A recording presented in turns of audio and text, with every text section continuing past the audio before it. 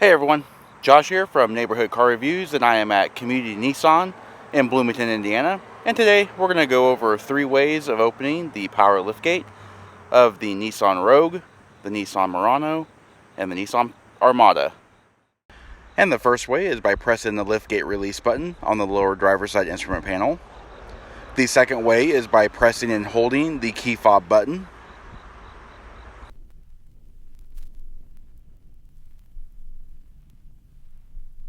And the third way is by the motion activated liftgate by kicking your foot under the rear bumper. And that pretty much sums up the 3 ways of opening the rear liftgate on the Nissan Rogue, the Nissan Murano, and the Nissan Armada.